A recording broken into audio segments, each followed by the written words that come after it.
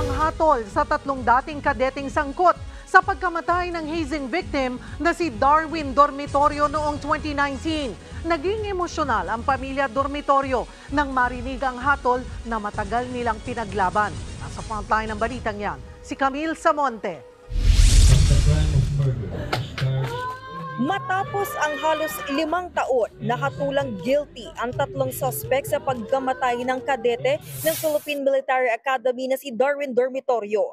Sa desisyon ng Baguio City Regional Trial Court Branch 5, guilty sa paglabag sa anti-hazing law ang mga dating PMA cadet na sina Shalimar Imperial Jr., Felix Lumbag Jr. at Julius Carlo Tadena. Guilty rin sa kasong murder sina Imperial at Lumbag na nambugbog kay Dormitorio bago siya pumanaw noong September 18, 2019. Si Tadena naman ang nang-taser daw kay Dormitorio gabi nung nahizing siya. Emosyonal naman ang ina ni Dormitorio na si Jasmine ngayong nakamit na nila ang hustisya. Sa kabila ng tagumpay, malungkot pa rin sila dahil hindi na ito naabutan ng ama ni Dormitorio na pumanaw 1 buwan lang ang nakaraan.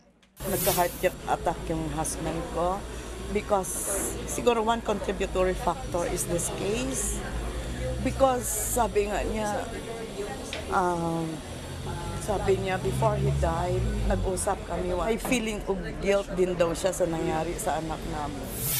Ang kapatid naman ni Dormitorio na si Dexter na pabalik tanaw sa mga humadlang daw sa kanila para makamit ang hustisya.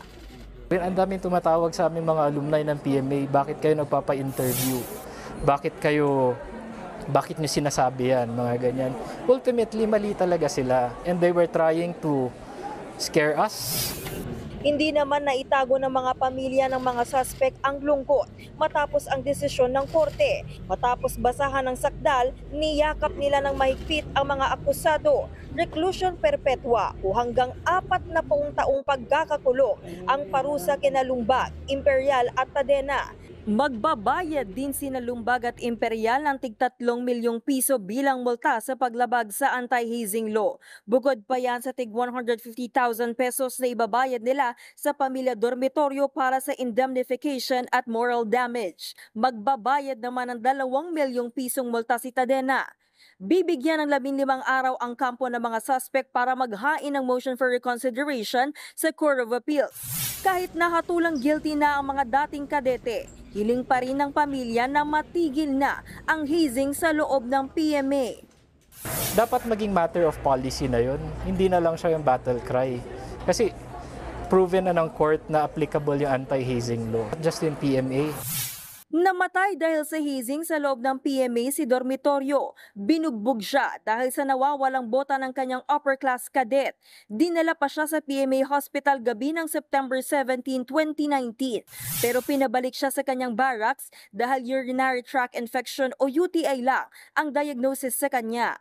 Madaling araw noong September 18, natagpuan siyang walang malay. Nang isugod ulit sa ospital, doon na siya idineklarang patay.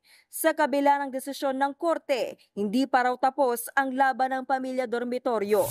Hinihintay pa rin nila ang desisyon sa kasong inihain nila sa Philippine Regulation Commission laban sa mga doktor na nagpabaya umano kay Dormitorio. Pati ang kasong administratibo na inihain nila sa ombudsman laban sa mga opisyal ng PMA. Nagbabalita mula sa Frontline, Camille Samonte, News 5. Mga kapatid, Cheryl Cosim po, huwag maging huli at maging una sa lahat sa balitaan. Para sa tuloy-tuloy na talakayang sa Frontline, mag-follow at mag-subscribe sa social media pages ng News 5.